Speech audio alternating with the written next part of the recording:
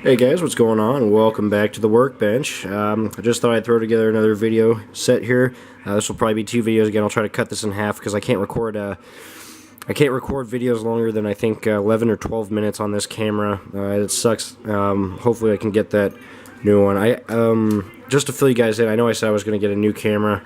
What happened is I've had some issues with the process because I can't find a good software other than Sony Vegas to use with Sony cameras, and that particular software is very expensive and it's a bit hard to use, so I'm sort of going back and forth with it. Price wise, it just seems a little pricey, and that's really the only software you can actually use for editing with Sony cameras. On the other hand, going with JVC cameras, which is what I've used for years, the best software to use with them is the Vario brand software, and from what I've seen in the past, it sucks. This last batch of software, I have lost so many videos because of that software, and because of it screwing up during editing processes and backing up files. So much gets lost, and it's just retarded. I just don't want to deal with it, so I'm just kind of trying to get the finalization of what I want to do here, and it's been kind of hard, a lot harder than I thought, so I'm going to try to get it though. Hopefully I can have it by the end of the month. I know I said that last time. I just sound like a broken record here, but I'm really trying hard here. All I got is this my Canon camera, which is meant for picture taking, not videos, but it's all I can do at the moment. But just figured I'd show some projects, what's on the bench right now, because I got a bunch of overflow. I got some customer projects coming in. I got a bunch of my stuff I'm working on, and I want to go ahead and show it here before I either put it away, or it's gone, or I sell it, or it's shipped out and sent back to the customer. So I want to start the video off here. I've been working on some more CSX locomotives. I finished the MP15 AC a couple weeks ago. That was the Overland brass unit, so I won't go ahead and show that. But what I have been working on is GP30s. This first GP30 is one from this guy who models the early CSX again. This is unit 4119, weather detailed to prototype photos. So I did all kinds of rust work, patching, redecaling, detailing on the trucks, everything, the fuel tank, all kinds of nice added details, warning labels added, all the rusting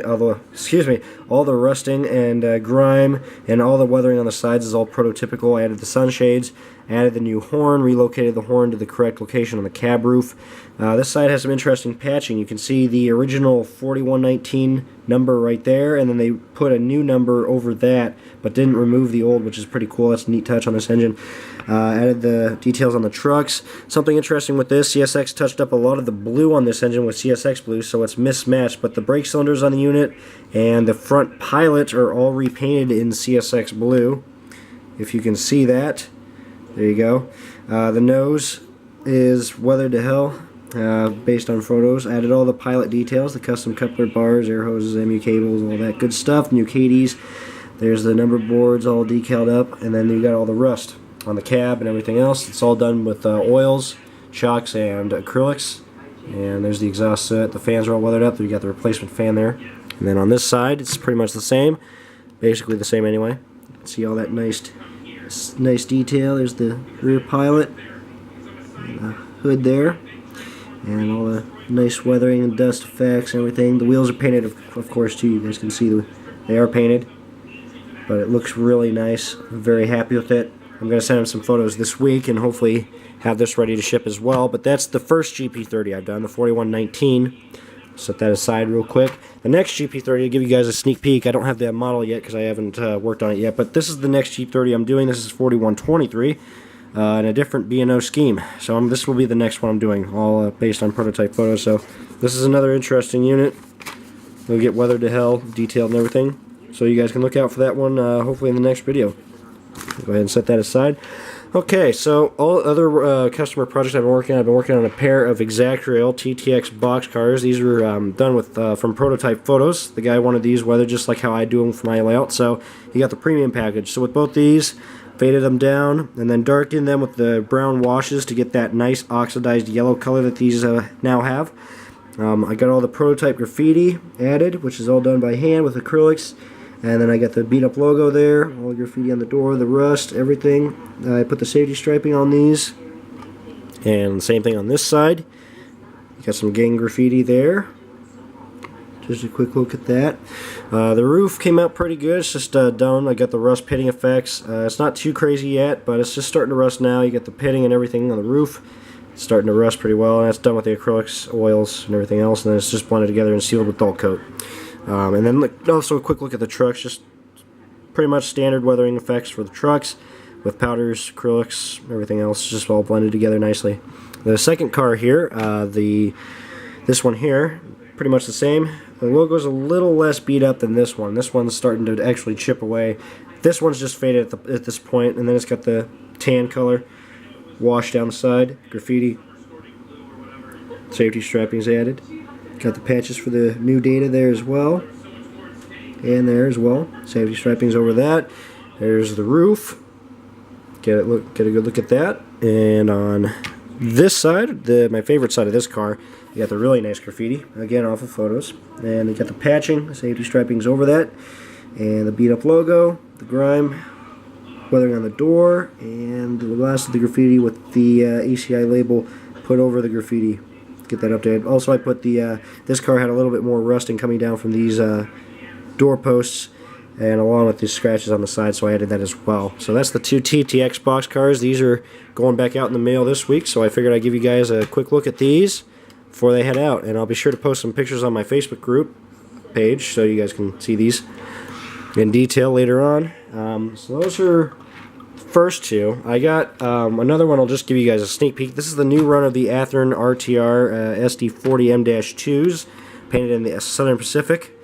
Not genuine SP units, but still really cool. So I'm going to be turning this one into an NREX unit for a customer, and I'm really excited about this. This is one of the newer ones with all the nice prototypical details from Athearn. I really like it. I'm actually really tempted to get one myself now. Can't wait to see how this thing turns out. I'm going to do a how-to video on some effects to weather this too as well, so you guys can keep an eye out for that in the next video.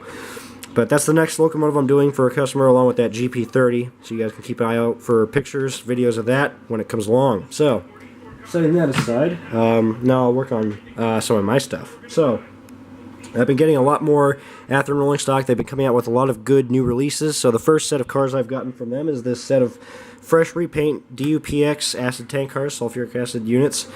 This one is 14799, lightly weathered, toned down a little bit, dulled down. Got the rust from the acid spillage. I repainted the top hatches to black to be prototypically accurate. Put the reflective tape striping on them.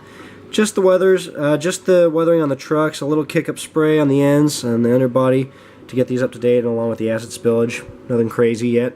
These are still pretty new. Same thing with this one here, but they both came out pretty good. There's a quick look at the kick-up effects on the underbody. You guys can see all that nice splatter. Just starting, like I said, not too crazy yet.